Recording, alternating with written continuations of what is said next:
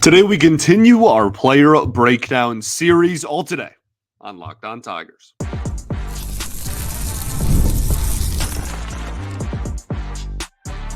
You are Locked On Tigers, your daily Detroit Tigers podcast, part of the Locked On Podcast Network, your team every day. What is up, everybody? Welcome back to another edition of Locked On Tigers. I'm, of course, your host, Scott Bentley. Today is Monday, October 28th, 2024. Thank you so much for making Locked On Tigers your first listen.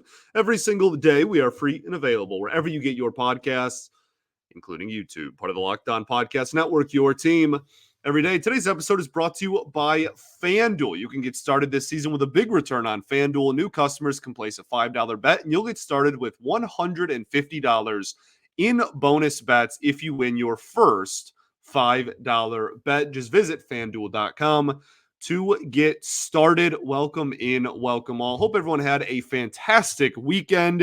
The Detroit Tigers are obviously not playing ball games. We did our mailbag on Friday's show. So today we are going to get right back on the horse and continue our player breakdown series. I guess it's a series. Sure. Segment, whatever you want to call it.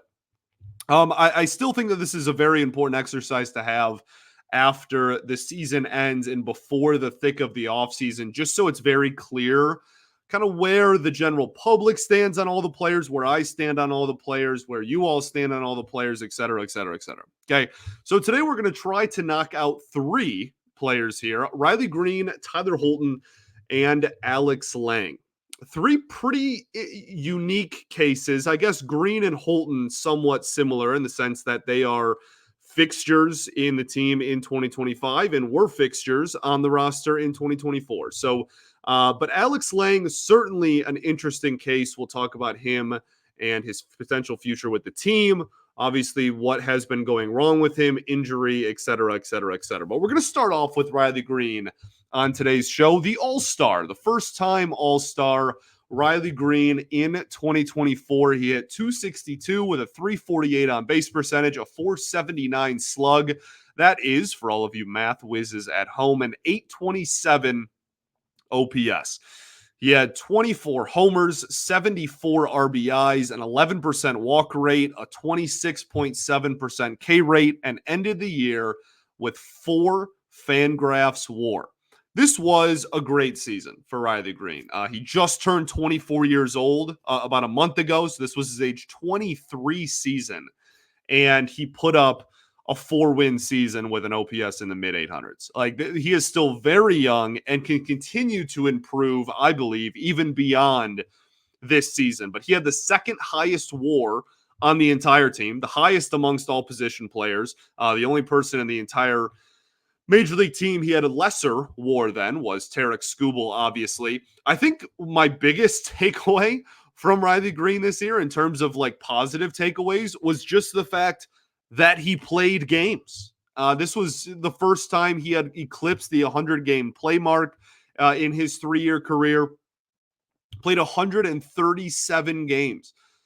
You know, how quickly we forget how huge and legitimate of a concern the fan base had towards his ability to just stay healthy and play a full season. Now, obviously, he still got hurt at some point.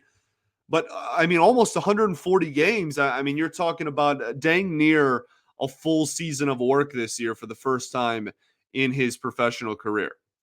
And that's huge. So a huge step in the right direction in that department. We're going to start off. Goodness, we're already 5 minutes into this thing. We're not starting off anywhere.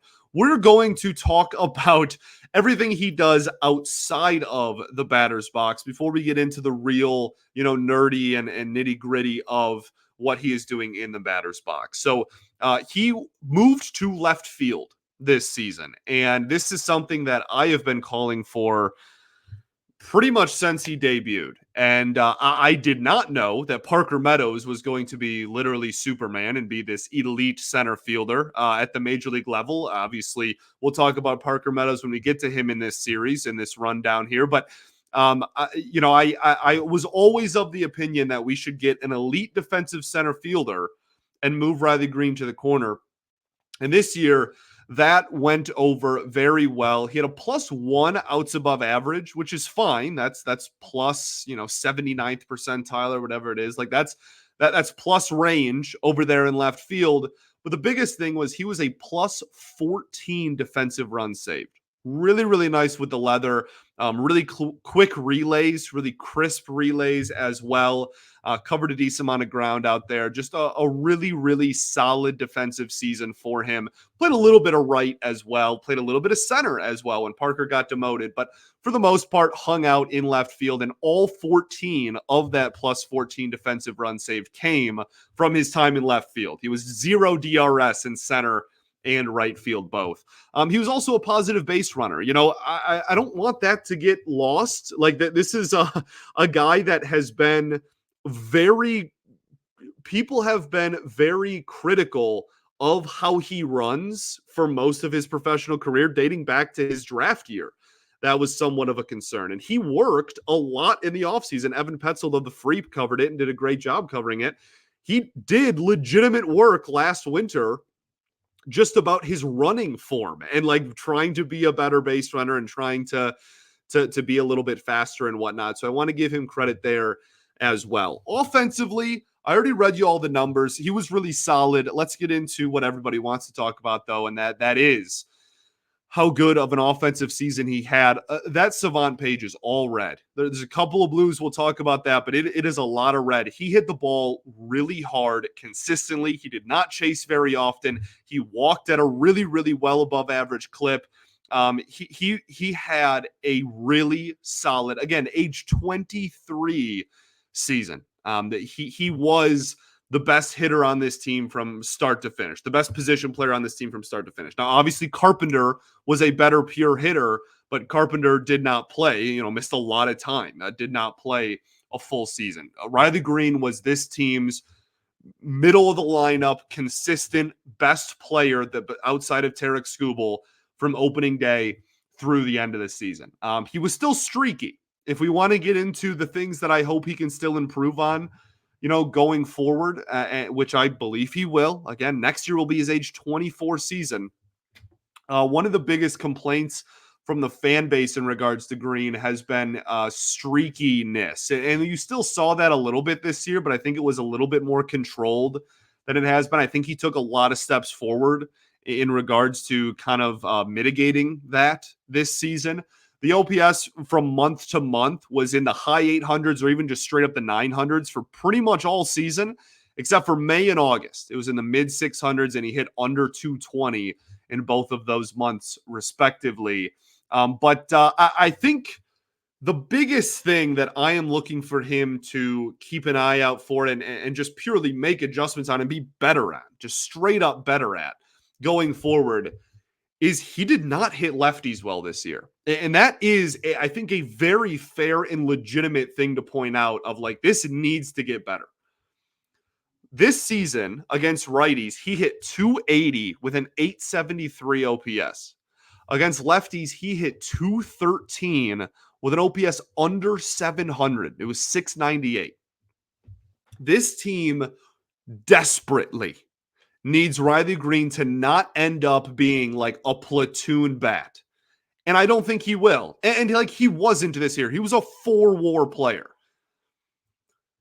But he really struggled against lefties. And specifically, it's not hard to find, why he struggled. Sliders low and away. And like that's a very common practice. That's something that all lefties pretty much ever have had to deal with. That's a very common and something you learn at a pretty young age. Like if you have a lefty on lefty matchup and you're the pitcher, fastballs inside and sliders low and away, baby. You'll get a lot of lefties out that way. You'll get paid a lot of money that way if you're a lefty reliever. Just with that combination, and he really struggled with it. So I think he'll adjust. I think the organization is going to give him every chance to adjust and to be that, really solid hitter from both sides of the plate. We saw some extra base hits against left-handed pitching this year, which he literally had not done in his career. You know how wild that is? Going into this season, he had 0 extra base hits off of lefties, or 0 doubles, I think it was, off in his career off of left-handed pitching. So, like, we saw improvements, but it still was a struggle. Ultimately, he did really well. Again, he's clearly this team's best all-around player. He has a positive impact in every area of the game. He was an all-star this year. He is turning into that star that I think we all hoped he would. And I am just such a huge fan of Riley Greene. He has some swing and miss. He has some strikeout stuff to obviously work on, but I think a lot of that gets solved just with the improvements against left-handed pitching. He consistently crushed the ball, hit it really hard all season, and was incredible with runners in scoring position as a middle of the lineup bat. He hit 294 with an 874 OPS with RISP in those clutch situations this year. Next year, if he just hits lefties at a league average clip, just a little bit better, you're talking about a dude whose numbers could absolutely take off and he could be a 5 or 6 win player. And he's still so young where that is very much on the table. I think this is a guy the Tigers can and should build around going forward. I think he's a pillar. I think he's a star. And I cannot wait to see how he continues to improve. Okay, let's talk Tyler Holton. We'll do that right after this. Got to talk to y'all today about our friends over at Prize Picks. Prize Picks is the best place to get real money sports action. With over 10 million members and billions of dollars in awarded winnings, Prize Picks has made daily fantasy sports accessible to everyone. Just pick more or less on at least 2 players for a shot to win up to 100 times your cash. Run your game all season long with Prize Picks. They have so many great offers as well. You can now win up to 100 times your money on Prize Picks with as little as 4 correct picks. And of course, they have the injury insurance policy. If someone gets hurt in the first half of a game and doesn't return in the second half, your play stays active. It stays live. That is such an awesome feature they offer over there. So download the app today and use code LOCKDOWNMLB to get $50 instantly after you play your first $5 lineup. That's LOCKDOWNMLB to get $50 instantly after you play your first $5 lineup. Prize Picks, run your game. All right, everybody, welcome back here. Segment 2 of Locked On Tigers. Appreciate y'all for tuning in, as always, making us your first listen every single day. Shout out to the everydayers that do tune in every day. We will, of course, be back tomorrow, continuing our player breakdown series. We do have some more stuff coming. We are going to talk about Arizona Fall League a lot. There's been some great Tigers that have done a really, really good job in the AFL, so we're going to talk about that once the AFL wraps up. We're also going to talk about like award season, just a lot of stuff, and then obviously when the World Series ends, which looks like it might be sooner rather than later. We'll see. Then the offseason, who to re-sign, player options, et cetera, all that good stuff. We hit the ground running with all of that. Okay, but for now, we're going to continue our player breakdown series as we talk about the players on the Tigers currently that played in 2024 and what their roles were in 2024 and what they could be going forward. Let's talk Tyler Holton. This guy is just the best. Like, who doesn't absolutely love Tyler Holton? A 2.19 ERA, a 1.4 FanGraphs WAR. I've already said my piece plenty of times if you're an everydayer about how I don't really like WAR really for pitching in general, but really definitely not for relief pitching. But 1.4 F4 is anytime you're over a win as a reliever, that's pretty remarkable. He had a 4.8% walk rate, which is astronomically low, and a 21.8% K rate, which is around league average, in 94 and a third innings pitched. This dude rocks. He almost threw 100 innings of 2.19 ERA baseball out of the bullpen. He was an opener sometimes, but he still was a true reliever, right? I didn't think there was any way he was going to be as good as he was in 2023 and 2024, legitimately. I remember coming into the year in our player preview series we do every spring training, telling, all the listeners how I thought if he had a 3.2 to a 3.7 ERA this year and got lefties out, that I would have considered that a massive win for the organization, still a massive win of a season for Holton, and he still would have been an asset I would have comfortably been pleased about and brought back going forward. Not only did he have as good of a season as he did in 2023, there's an argument it was better. It was of the same caliber, if not a better season. He can just attack you from so many different angles and with so many different shapes. He has a cutter, a sinker, a changeup, and a sweeper, and a four-seam.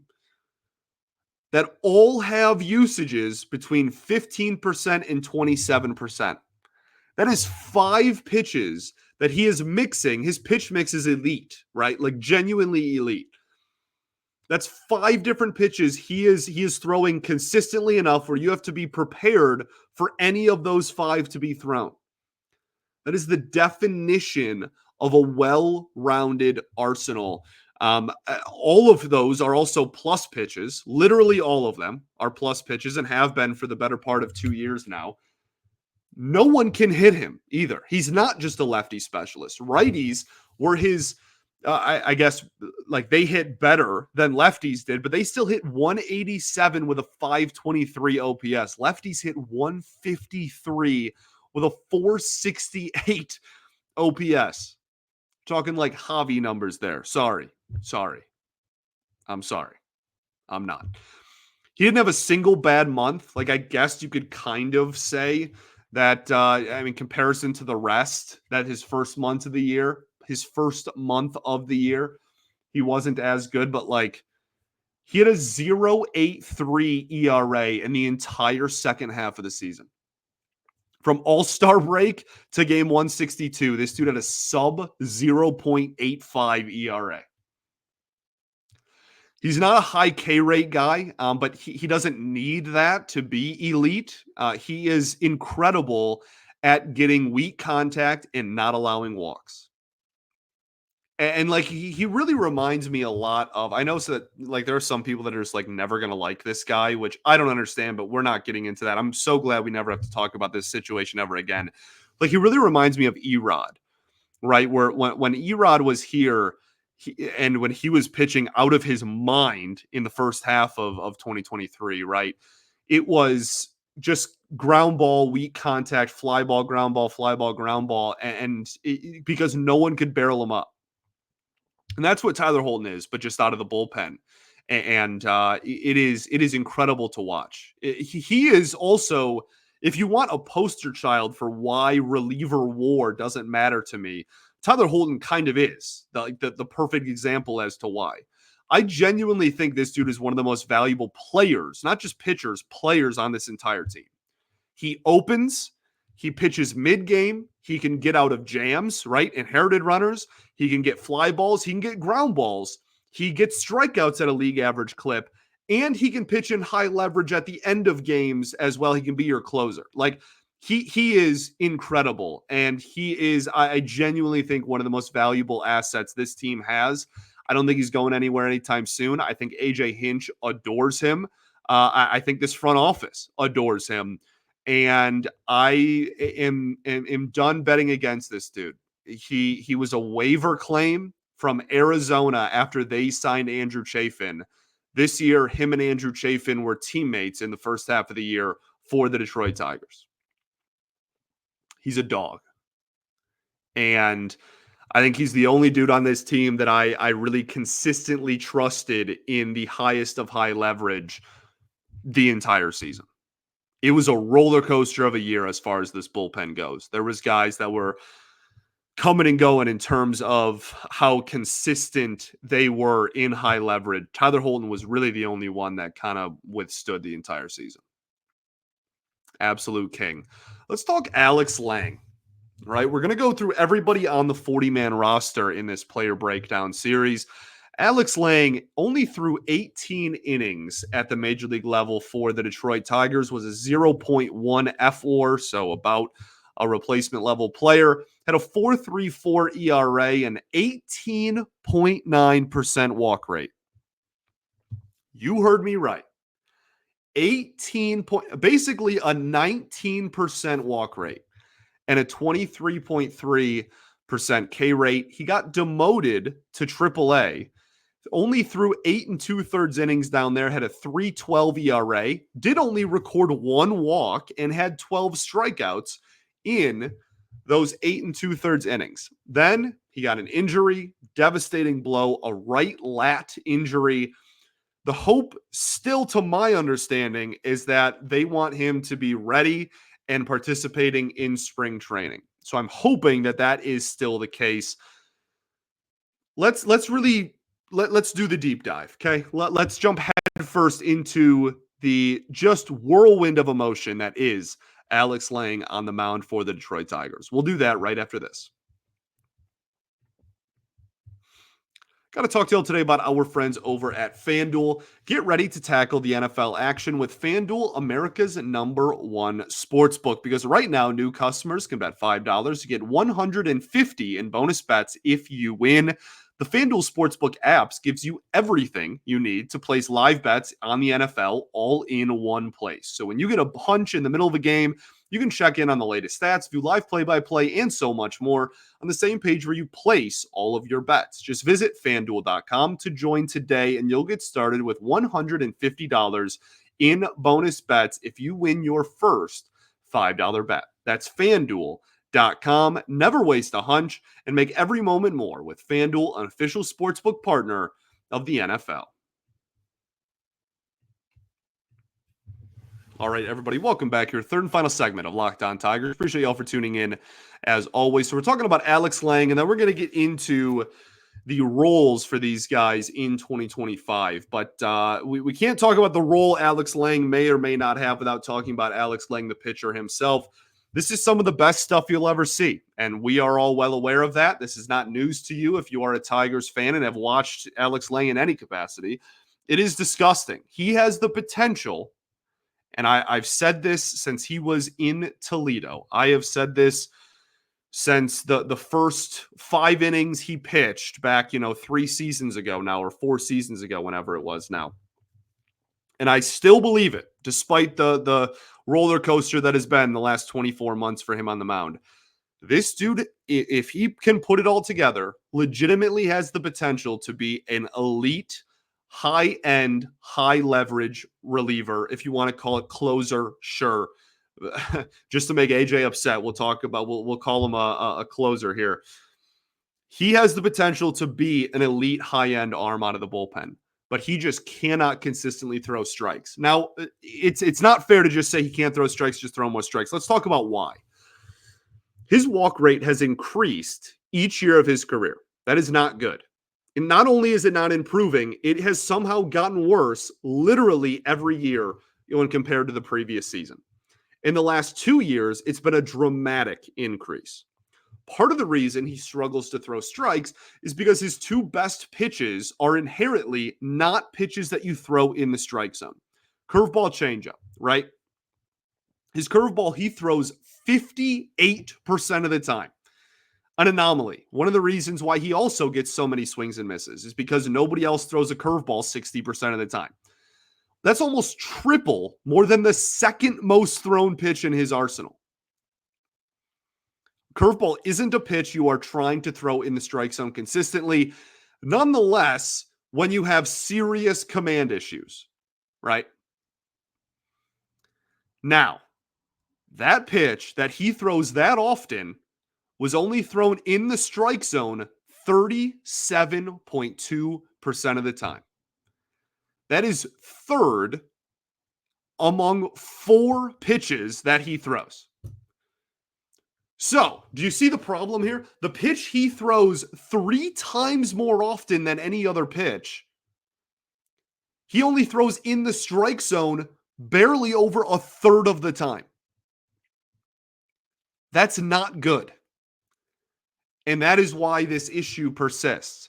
His second best pitch is his changeup, which he only threw 7% of the time in 2024. That pitch is in zone percent. There you go. That's the end of the sentence. That pitch's in zone percentage was 18.5%. That's pretty much never a strike. So his 2 best pitches, he never throws in the strike zone. But they have elite swing and miss numbers and are nearly impossible to square up. The barrel rate and the whiff rate against them are genuinely elite.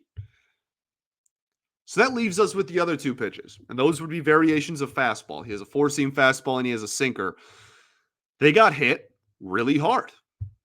They don't get barreled. He doesn't give up like home runs very often, but they do give up hard contact each of the last 2 seasons. Now, the sample size this year is obviously very small, but the sample size in 2023 is pretty darn large. Sinker, he throws in the strike zone 58% of the time. It's not terrible. You'd like it to be higher, but it's not awful. And the four-seam fastball is about 51% of the time. You'd like that to be a lot higher, ideally. So basically, he doesn't have a plus pitch that he throws in the strike zone. The numbers against the sinker, especially, but the fastballs aren't terrible. But he does get hit hard. His hard hit rate against them is pretty high, especially in comparison to the other two pitches. And I think the reason I bring all this up and lay it out is because there is no reason his sinker shouldn't be a fantastic pitch.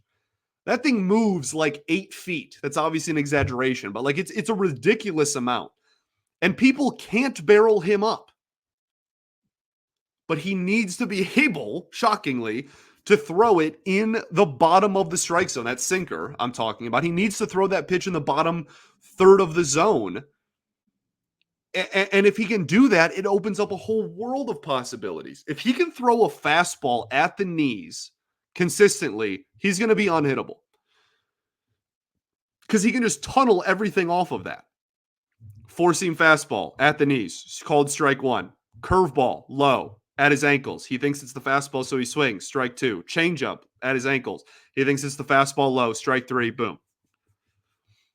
Sinker. Okay, well, he gets on top of it. It's a weak grounder because he thinks it's the fastball. Like, if he can just establish a fastball at the knees in the lower third of the zone, it opens up every single other pitch in his repertoire to be even better than it already is. So when we look at the outlook for these guys in 2025, we'll start with Lange because we're already talking about him, and he's probably the most interesting conversation in regards to what's going to happen with him in 2025. He's frustrating because this bullpen desperately needs a swing and miss. Desperately needs somebody that can get swing and miss. And Lange just cannot throw enough strikes to justify putting him out there and being that guy for this team. And I think the very legitimate argument that I did not think was legitimate, about a year and a half ago when people started saying it, and I was like, all right, like that's ridiculous. But now I kind of think is almost a fair point, is like, if Fetter and Lund and Nieves can't work together to help Alex Lange iron out the issues he's had on the mound, then like who can?